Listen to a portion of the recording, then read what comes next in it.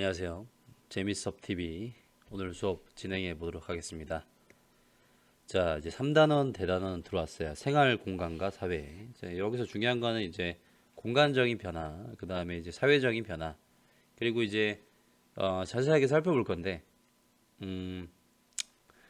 이 공간의 변화뿐만 아니라 역사적으로 어떻게 공간이 변화해 왔는지도 살펴보도록 하겠습니다. 자, 산업화와 도시화, 자, 어떤 변화가 일어났는지 한번 살펴보도록 할게요.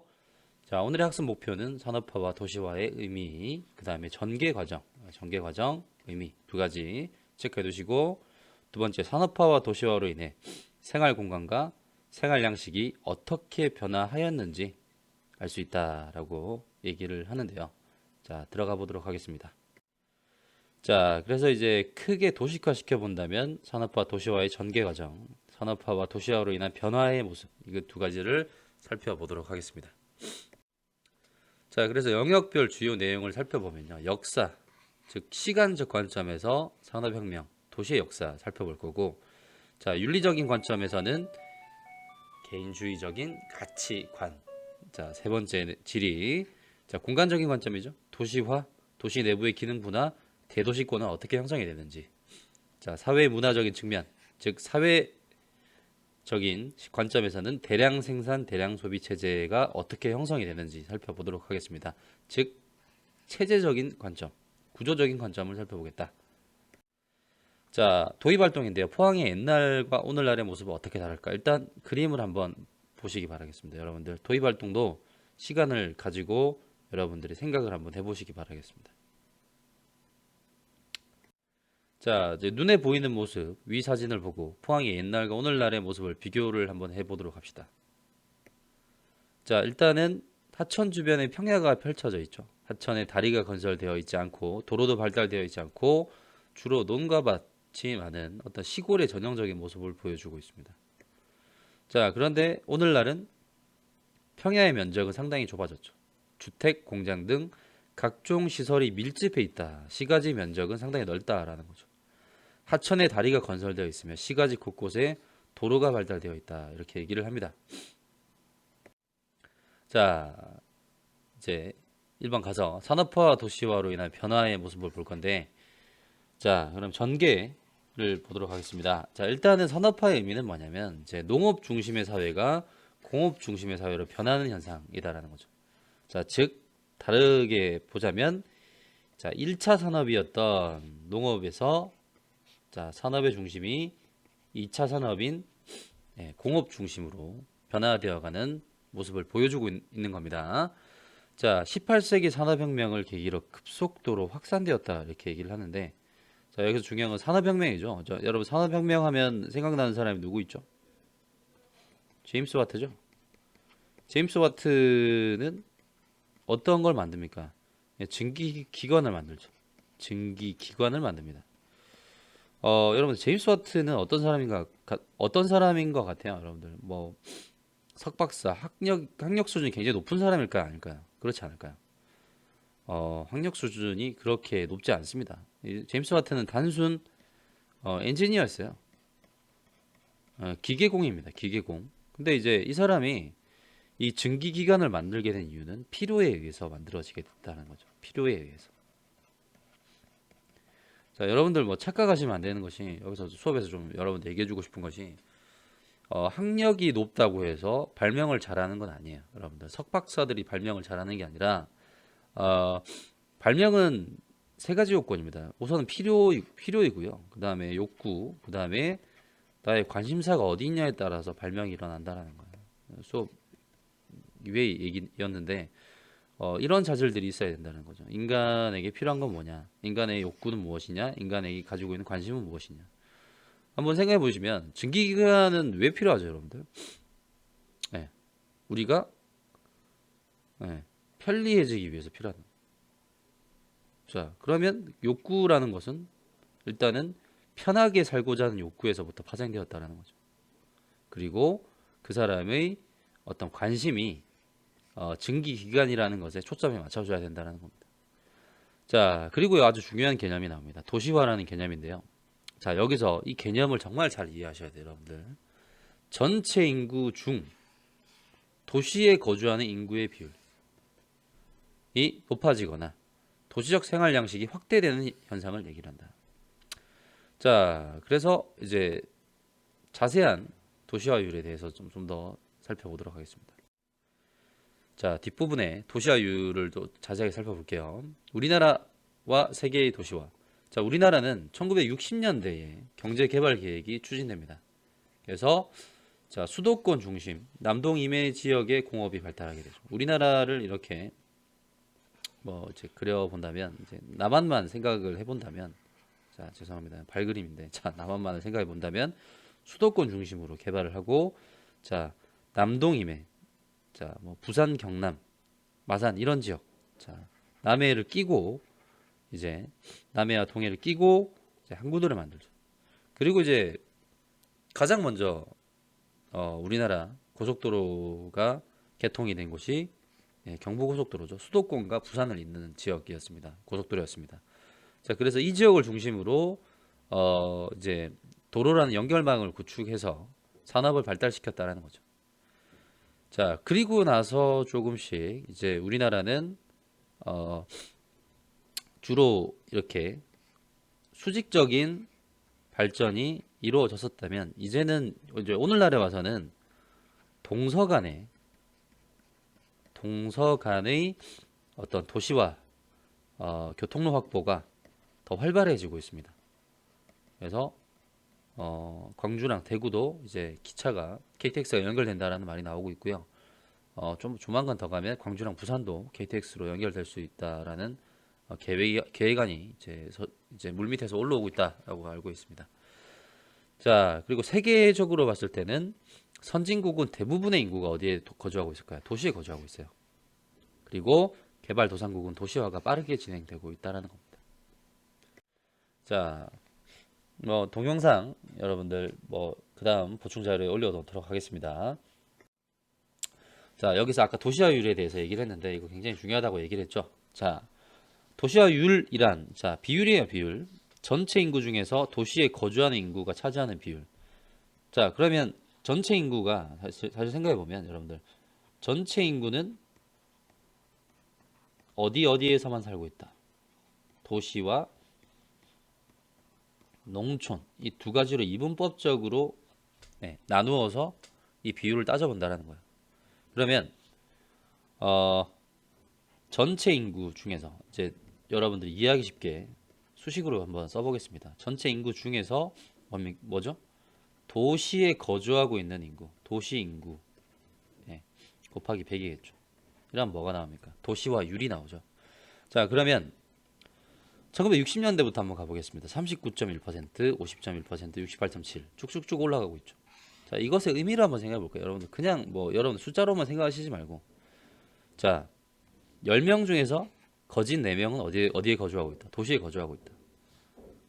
전체 인구 중에서 절반은 어디에 거주하고 있다. 도시에 거주하고 있다라는 거예요. 좀 절반은 어디에 거주하고 있다는 겁니까? 나머지 절반은 농촌에 거주하고 있다. 자, 2015년에 와서는 91.8%에 육박합니다. 자, 그래서 인구 10명 중 9명은 도시에 거주하고 있다. 자, 그러면 우리나라 말고 만약 상정해 볼게요. 이거 가상의 국가인데 A국입니다. A국. 자, A국의 도시화율이 2015년 45%라면 우리나라보다 도시에 거주하는 인구는 적을 것이다. 자, 이거 O일까요? X일까요? 이거 퀴즈인데 잠시 멈춰두고 한번 생각해 보세요. 여러분들 OX 퀴즈 가겠습니다. 자, 둘 중에 뭐가 맞을까요? 잘 생각해 보셨나요? 자, 이거 알 수 있을까요? 없을까요? OX로 단정 지을 수 있을까요? 없을까요? 이거 OX로 단정 지을 수가 없어요. 진위 여부를 판별하기 힘듭니다. 왜냐하면 A국의 전체 인구수가 나와 있나요? 전체 인구수를 알 수 없어요.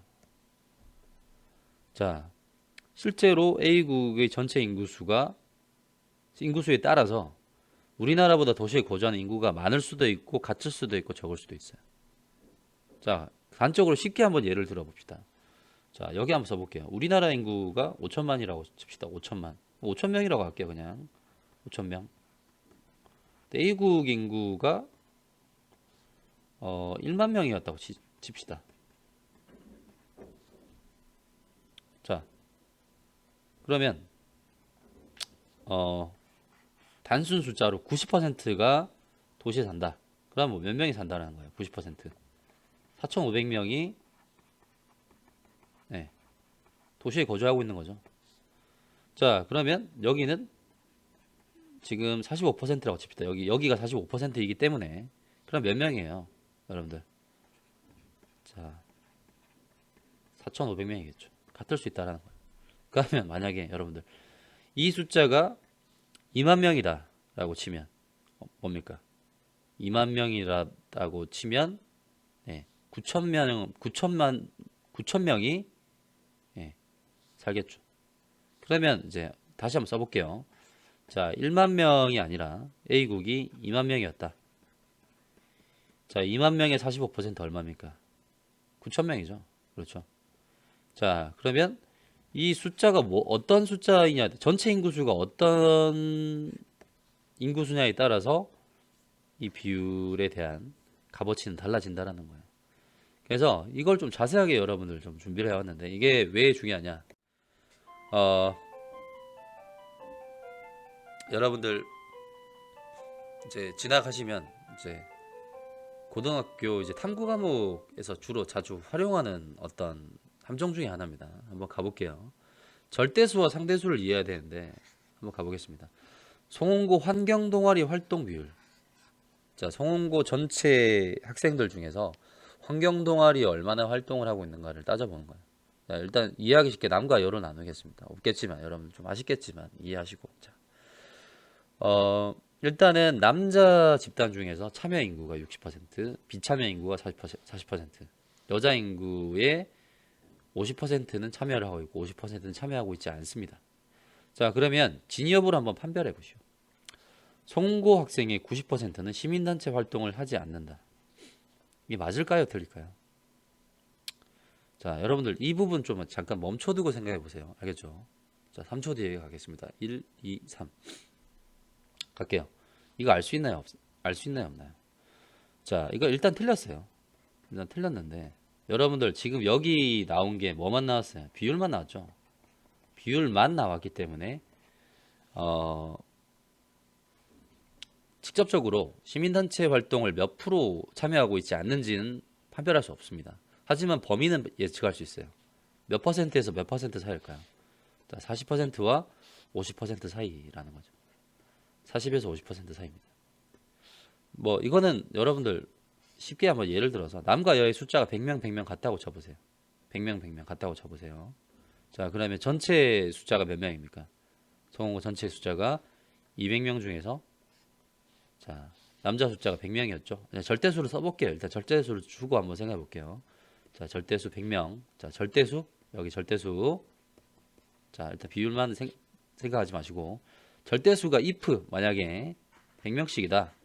자, 그러면 남자 중에서 참여하지 않는 숫자는 몇 명입니까? 40. 여자는 50이죠. 곱하기 100 해보세요. 몇 프로 나옵니까? 네. 45% 나오죠. 그럼 이 사이라는 겁니다. 그러면 이거는 좀 달라지겠죠. 만약에 100명, 100명이 아니고 그 숫자가 달라지면 무조건 40에서 50% 사이. 예. 한번 다른 숫자 넣어서 한번 계산해 보세요. 자, 이번 남자는 환경동아리 참여 비율이 참여하지 않는 비율보다 높다라고 얘기를 하는데 남자는 환경동아리 참여 비율이 참여하지 않는 비율보다 높다. 이거는 바로 비교가 가능하죠. 왜냐하면 같은 집단 내에서의 비교이기 때문에. 자, 남자 전체 100%. 지금 우리 기준점을 찾았어요. 여러분들 여기서 가장 중요한 거는 처음에 가장 중요한 거는 기준점을 찾아야 돼요. 기준점을. 자, 여자는 50, 50 여기 100%. 자, 같은 집단 간에는 비율로서 비교가 가능합니다. 3번 남자가 여자보다 환경동아리 활동을 하는 사람이 많다. 자, 이거 비교할 수 있을까요? 이거 알 수 없어요. 남자가 여자보다 환경동아리 활동을 하는 사람 비율은 높을지 모르겠지만 활동을 하는 사람의 수, 이 절대수는 알 수 있다 없다? 절대수는 알 수 없어요. 만약에 아까 전에 얘기했지만 절대수가 선생님이 제시를 했다면 비교가 가능해요. 누가 더 많아요? 남자가 더 많아요. 근데 절대수가 없이 상대적인 비율만 가지고는 계산이 불가하다라는 거예요. 비교가 불가능하다라는 겁니다. 자, 4번 남자가 여자보다 환경 동아리 참여 비율이 높다. 자, 비율만 가지고 비교하는 거는 가능하죠. 동그라미죠. 그렇죠? 자, 5번. 남자가 여자보다 환경 동아리 활동하는 사람이 많다. 어, 이거는 3번이랑 이제 같은 말인데 이거는 일단 빼겠습니다. 일단 빼겠습니다. 자, 선생님이 이제 잘못 가지고 온 것 같아요. 자, 5번은 일단 빼시고요. 자, 그 다음에 한번 비교해 보겠습니다. 동일 집단 내에서 비교를 할 때 비율을 가지고 동일 집단 내를 비교할 수 있을까? 여기서 말하는 동일 집단이라고 한다는 것은 남자 집단 내에서 비율을 가지고 비교할 수 있냐라는 거예요. 비교 가능하죠. 참여를 한 집단보다 참여를 한 집단이 참여를 하지 않은 집단보다 더 많다라는 거예요. 자, 그 다음에 절대수도 비교할 수 있죠. 이거는 동일 집단 내는 비율만 가지고도 절대수를 유추해 볼 수 있다는 거예요. 왜냐하면 동일 집단 내의 숫자는 같기 때문에. 자, 근데 다른 집단 간의 비교를 할 때 비율만 가지고 비교를 할 수 있나요? 비교 불가능하죠. 왜냐하면 무슨 수가 나와 있지 않기 때문에, 절대수가 나와 있지 않기 때문에요. 자, 그리고 다른 집단 간의 비교, 절대수가 주어져 있다면 서로 비교가 가능하다라는 거예요. 자, 여기까지 이해되십니까? 자, 넘어갈게요. 자, 산업화와 도시화로 인한 변화, 생활 공간의 변화가 생깁니다. 거주 공간의 변화가 생기는데, 자, 여기서 보시면, 자, 도시로의 인구가 증가하죠. 증가해서 도시의 범위가 확대됩니다. 그리고 교통이 발달하면서 주거지와 직장의 거리가 멀어져요. 자, 선생님, 주거지와 직장의 거리가 왜 멀어지죠? 잘 한번 생각해 보세요. 다음 슬라이드에 자세하게 설명해 드리겠습니다. 자, 이번 도시 내부의 기능 분화. 도시 내부가 중심 업무 지역, 상업 지역, 주거 지역, 공업 지역 등으로 분화된다. 자, 이것도 다음 슬라이드에 자세하게 보여드리겠습니다. 자, 토지 이용이 효율적인 공간 활용을 위해서 이 설명이 중요한데 집약적으로 변화되어 나간다라는 거예요. 자, 한번 생각해 보시면 여러분들, 자, 논밭이라고 있다고 쳐봅시다. 논밭이 있다. 네, 논밭이 이렇게 있다고 칩시다. 그러면 이렇게 이용하는 것보다 자, 도시에는 뭘 많이 짓죠? 그렇죠. 건물을 많이 짓죠. 이렇게 건물을 지으면 여러분들 어때요? 이 토지 이용 면적이 좀 더 높겠죠. 자, 그래서 토지를 상당히 집약적으로 이용하는 어떤 공간 활용의 형태가 도시화로 인해서 나타나는 현상입니다. 자, 심화 내용인데요, 여러분들. 지역 분화에 대해서 얘기를 해드리겠습니다. 도시가 성장하여 규모가 커지고 기능이 다양해지면서 같은 기능은 서로 모이고 다른 기능은 분리되는 현상을 얘기를 하는데 여러분들 아까도 봤지만 같은 기능, 중심 업무지구, 도심지역, 그리고 주거지역, 공업지역 이런 지역은 같이 모이고 다른 기능은 서로 분리가 돼요. 자, 그를 결정하는 지역을 분화시킨 요인이 있는데 세 가지 요인이 있습니다. 경제적 요인으로 세 가지. 접근성, 지대, 지가가 있는데 이게 약간 개념이 조금씩 달라요. 자, 접근성이란 뭐냐면 도심으로 갈수록 접근성이 상당히 높습니다. 이 접근성이라고 한다면 여러분들 교통 편리성을 한번 생각해 보십시오. 도심 지역으로는 거의 지하철과 도로들이 굉장히 잘 연결되어 있습니다. 그리고 도심 지역으로 가면 갈수록 어때요? 도로의 차선이 길어지죠. 그래서 여러분들 그 서울의 테헤란로를 가보셨을지 모르겠습니다. 엄청나게 넓습니다. 보도블록 자체도 사람들이 다니는 거리 자체도 굉장히 넓어요. 거기 유동인구가 상당히 많다는 거예요. 그리고 여러분들 한번 생각해 보십시오. 광천터미널 부근의 어떤 차선을 생각해 보세요. 장난 아니죠, 여러분들. 도심으로 가면 갈수록 접근성이 상당히 높아집니다. 그리고 유동인구가 상당히 많다는 거예요. 그러니까 도로가 넓다라는 것은 유동인구가 상당히 많다라는 것을 반증해 준 사례라는 거죠. 자, 지대 지불 능력이 높은 중심 업무, 관리, 고급 서비스 기능 등이 입지합니다. 예를 들어서 뭐 도심 지역, 대표적인 도심 지역, 뭐 기아 자동차가 있는 곳, 그 다음에 백화점이 있는 곳 생각해 보십시오. 자, 그 다음에 지대는 뭐냐면 아까 여기 지대 지불 능력이 높은 중심 업무라고 얘기를 했는데 토지 이용해서 얻어진 대가예요. 토지 이용해서 얻어지는 대가. 자, 그래서 접근성이 높은 지역이 지대가 높겠죠. 그렇죠? 자, 지가는 토지의 가격을 말하는 겁니다. 접근성과 지대가 높은 도심이 가장 높겠죠. 자, 그래서 지가를 주로 땅값이라고 얘기를 많이 합니다. 결국 연관성이 있어요. 지대가 높으면 지가도 높겠죠.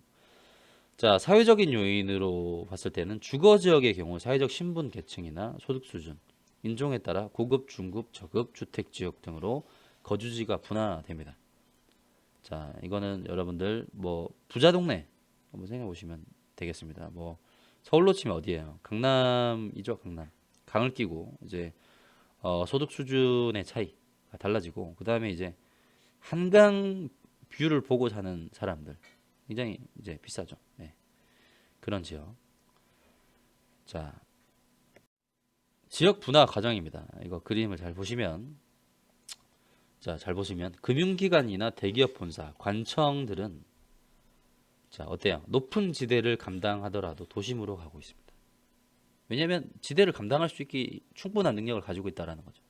자, 그다음에 금융기관을 한번 생각해 보시면 유동인구가 많은 도심으로 가야 된다는 거죠. 네. 자, 은행이나 뭐 이제 증권거래소 뭐 이런 것들은 유동인구가 많은 도심으로 가야지 좀 더 유리하겠죠. 자, 그다음에 주택 같은 경우는 쾌적하고 지대가 싼 외곽으로 좀 더 좋은 환경으로 가려고 하는 거죠. 자, 학교도 주거 지역을 따라 외곽으로 이전을 합니다. 우리 학교도 예전에 광천터미널 부근에 있었어요. 지금 어때요? 외곽으로 이동하고 있죠. 오히려 이런 지역이 여러분들 공부하고 학업하기에는 더 편하다라는 거죠. 자, 그리고 공장도 역시 지대가 싼 외곽입니다. 자, 우리 학교 한번 생각해 보시면 우리 학교 딱 오면 어 저쪽에 음 저기 서쪽이죠. 서쪽 아니 북쪽인가? 서쪽이죠. 서쪽으로 보면 우리 학교가 여기 있고 서쪽으로 보면 공장지대가 있는 거 보이십니까? 다 보시면 여러분들 우리 광주의 지도를 딱 봤을 때 이제 순환도로를 기점으로 해서 거의 외곽 지역을 순환도로가 돌고 있죠. 자, 우리 학교 여기 있고 이쪽 지역은 공장들이 상당히 많이 있습니다. 왜 이렇게 외곽 지역으로 빠져나가는지 알겠죠, 여러분들? 왜 도시 형성이 왜 이렇게 되는지 아시겠죠? 그래서 사실 이런 상식들을 알고 있으면 여러분들 도시를 바라볼 때 또 다른 눈으로 또 바라볼 수 있게 됩니다. 도시가 재밌어져요. 그래서 어, 특히 도시와 관련된 조경학과, 도시 조경학과라는 어떤 진로가 있습니다. 여러분들 혹시 도시 개발에 관심 있는 친구들 이런 쪽으로 진학을 꿈꾸시면 상당히 좋을 것 같아요. 자, 그리고 이제 좀 어려운 어떤 그래프인데 이거는 두 가지만 이해하시면 됩니다. 거리가 도심지로부터 멀어지면 멀어질수록 지대가 높으면 높을수록 자, 보시면 도심지에 가까울수록 지대는 높겠죠. 그래서 주로 차지하고 있는 이제 친구들이 상업 업무지구, 자, 그다음에 공업지구입니다. 선생님 아까 전에 공업지구 외곽으로 빠져나간다 했잖아요. 이렇게 얘기했는데 주요 공업지구는 뭐 예전 같은 경우는 도심지에 상당히 많이 예, 있었다라는 거죠. 근데 따지고 보면 요즘은 이제 산업의 변화로 인해서 자, 2차 산업에서 3차 산업으로 변화되어 나가면서 이 곡선이 조금씩 변화되어 가고 있습니다. 그래서 기울기가 완만해져서 공업지구는 좀 더 외곽 지역으로 빠져나가고 있다는 거예요. 그래서 굳이 따지고 보자면 주거지구는 공업지구보다 더 도심보다 멀리 떨어져 있다는 겁니다. 자, 그리고 공업지구는 일반적인 거예요. 이건 일반적인 거예요, 선생님. 선생님, 주거지구 봤는데 공업지구보다 더 도심지 안쪽에 있었는데요. 그것은 어떤 특수 사례고요. 이거는 일반적으로 평균치의 수치를 따졌을 때 이런 그래프를 도출해낼 수 있다는 거예요. 알겠죠? 자, 그래서 이 지점은 도심지를 벗어난 이 지점은 공업 기능의 지대가 높아 공업지구 형성이 되고요. 그 다음에 도심 지역, 즉 도심 지역 이 지역은 상업 업무 지구가 주된 활동 지역이다라는 거 기억해 두시기 바라겠습니다. 자, 생태 환경이 변화되었습니다. 즉 주택, 공장, 도로 등이 늘어나면서 시가지 면적은 증가했어요. 대신에 녹지 면적은 감소했다. 대도시권이 형성됩니다. 교외화 현상이 나타나서 대도시와 주변 지역이 기능적으로 밀접한 관계를 맺는 대도시권이 형성이 되는데 그럼 교외화 현상은 뭐냐? 주거지나 공장이 도시 외곽으로 이주하게 된다는 거예요. 이주하게 되고 확산되는 현상을 얘기를 합니다. 대도시일수록 교외화 현상은 더욱 뚜렷하게 나타난다라는 거죠. 서울 한번 생각해 보시면 서울 주변으로 굉장히 도시 외곽으로 이주를 많이 하죠. 경기도 지역에 발달하게 됩니다. 자, 그래서 우리나라 토지 이용의 변화를 보시면 임야 감소, 논밭 감소, 대지 도로는 증가했다는 사실. 국토교통부 자료입니다. 자, 소설 갱이부리말 아이들 속의 산업화 도시화. 자, 이거는 여러분들 책에 나오니까 한번 읽어보시고요. 융합 수업으로 준비한 수업이 있습니다. 이 다음 여러분 영상에서 보시면 될 건데, 국어 곱하기 통합사회 통사 융합 수업인데, 난쟁이가 쏘아 올린 작은 공.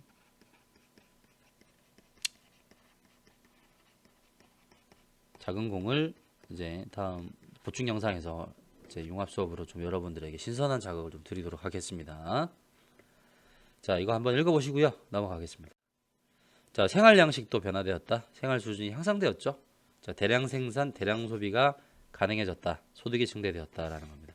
자, 여기서 얘기하는 거 대량 생산, 대량 소비 시스템은 산업화 시대에. 자, 그 다음에 이제 산업화 시대 때를 나타내는 어떤 경제 생산 시스템을 얘기를 하자면,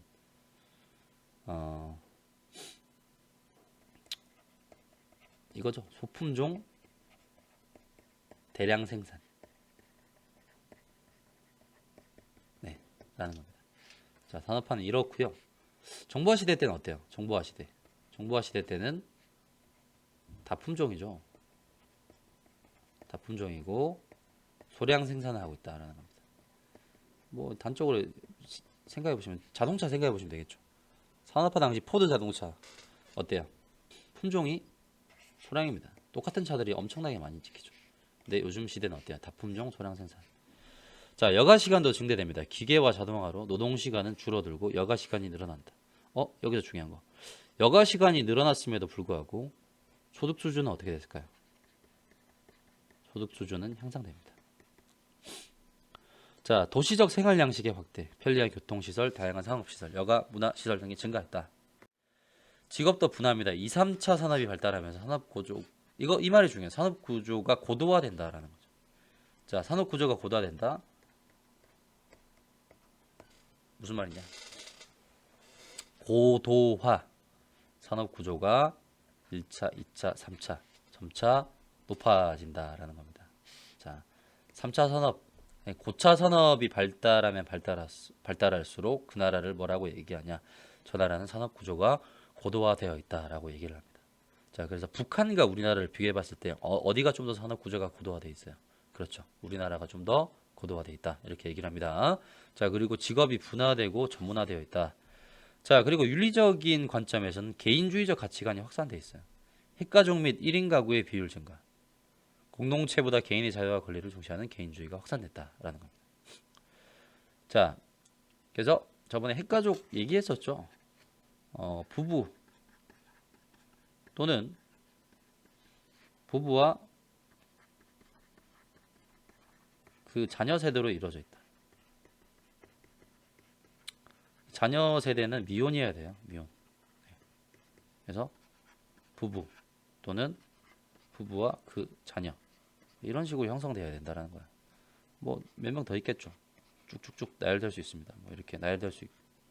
네. 이거 두 가지죠. 이렇게 죄송합니다. 자, 뭐 두 가지죠. 뭐 형제가 뭐 여섯 명이다.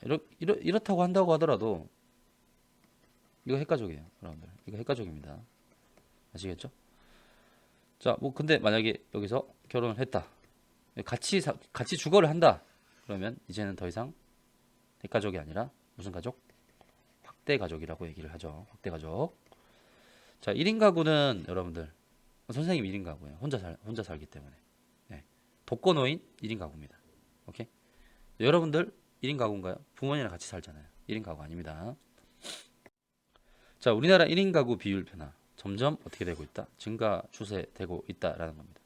그래서 이것과 마찬가지로 이게 사실 일본에서 이런 현상이 상당히 많아졌어요.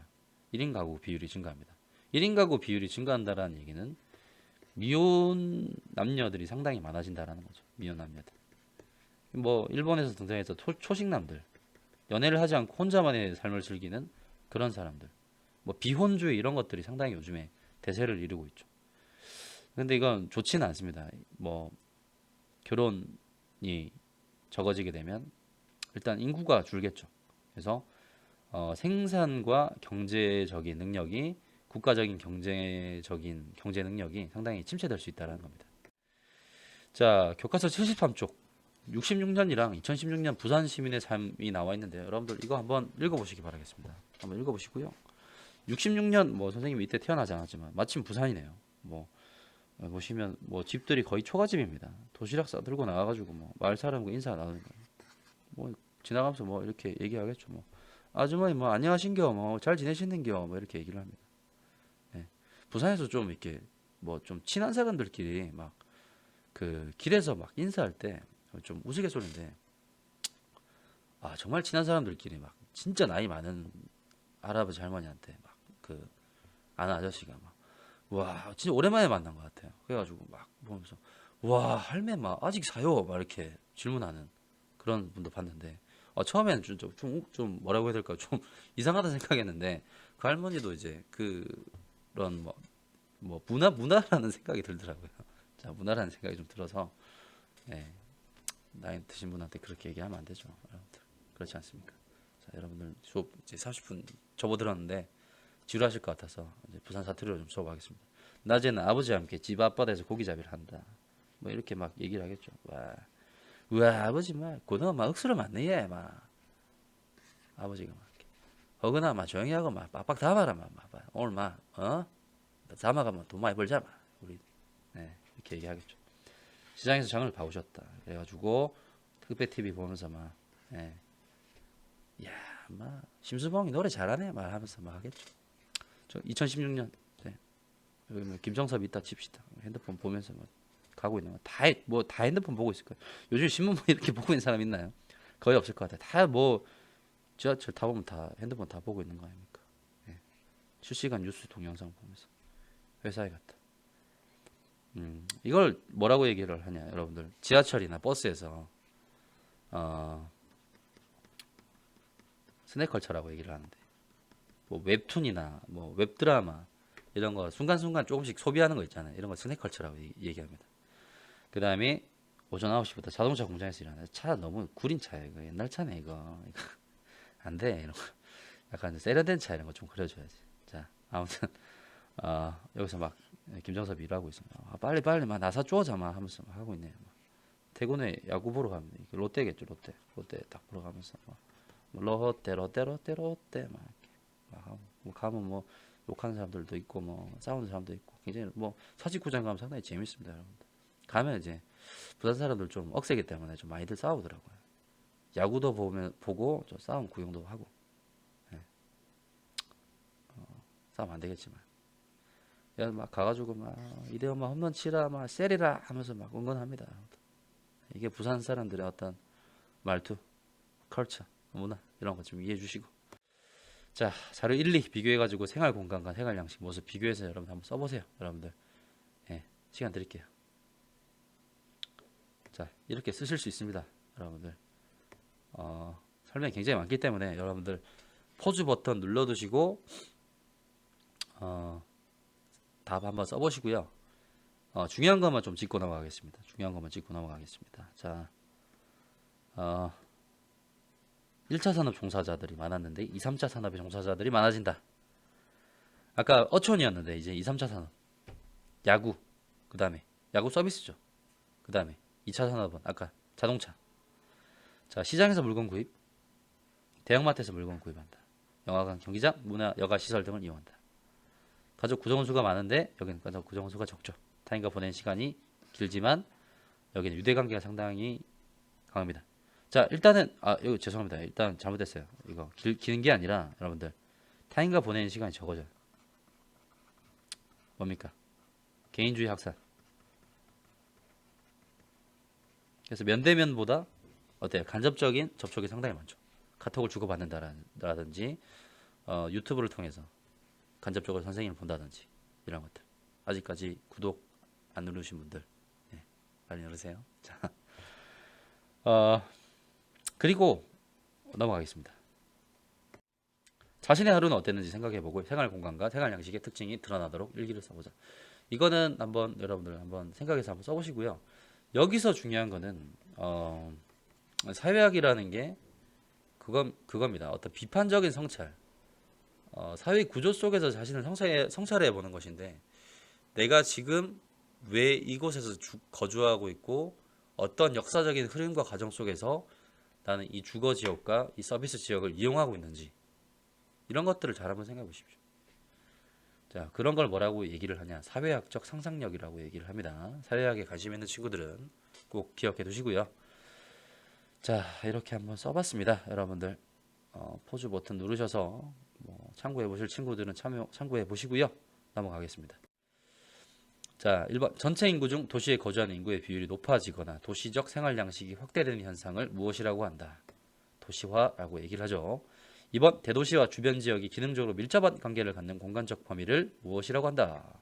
대도시권이라고 얘기를 합니다. 자, 3번 산업화와 도시화로 나타난 변화 보기에서 골라 기호를 써보자. 자, 1차 산업이 발달하나요? 틀렸죠.